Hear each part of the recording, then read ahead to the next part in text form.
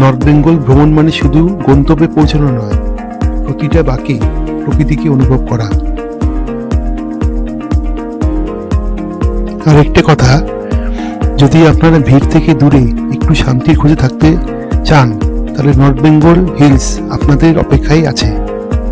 আরেকটা কথা, যখন মেঘগুলো এরকম চোখের সামনে ঘুরে বেড়ায়, তখন যেন মনে হয় সময়টা যেন এখানেই থেমে থাকে। এবার আমাদের গন্তব্য হলো জোজিঘাট হয়ে শিটং। চলুন দেখা যাক কি অনুভূতি করতে পারি আমরা। এখন আমরা আছি জোজিঘাট বিচের উপরে, যার নিচ দিয়ে বয়ে চলেছে রিয়াংখোলা নদী।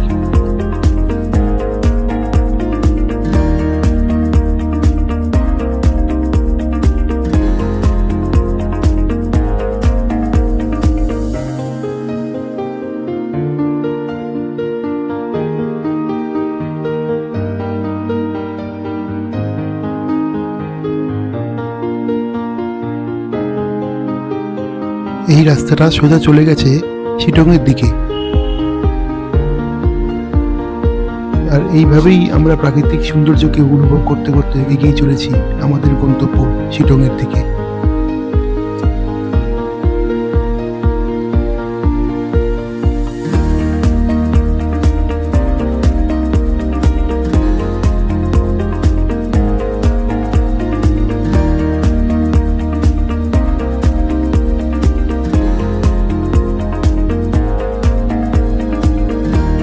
এখন আমরা এসে পৌঁছেছি উত্তরবঙ্গের এক ছোট্ট শান্ত পাহাড়ি গ্রাম শিটং।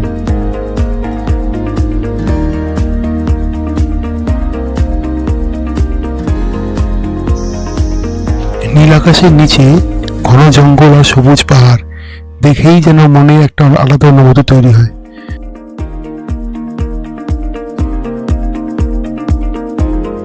আর এখানে রং বেরং ফুল দিয়ে প্রকৃতিকে মুড়িয়ে রেখেছে। এটি হলো আমাদের হোমস্টে, যার নাম হলো অরেঞ্জ ভ্যালি হোমস্টে। এটা একটা পোষ্য কুকুর।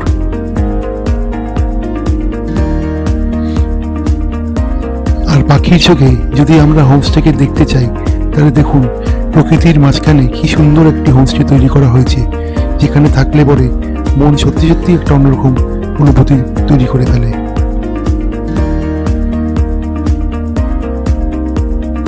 রাতের বেলা এইভাবে একটু কাঠকে আগুন জ্বালানো হয়, যাতে কিনা একটু গরমকে অনুভব করা যেতে পারে।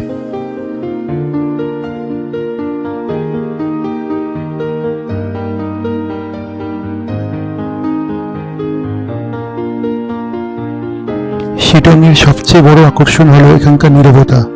শহরের কোলাহল থেকে দূরে প্রকৃতির সঙ্গে একটু একা সময় কাটানোর আদর্শ জায়গা। তাহলে চিন্তা কিসে, আপনারা চলে আসুন এই সুন্দর জায়গা, যার নাম হলো শিটং। আজ আসি, আবার দেখা হবে পরের একটা ভিডিও নিয়ে। নমস্কার।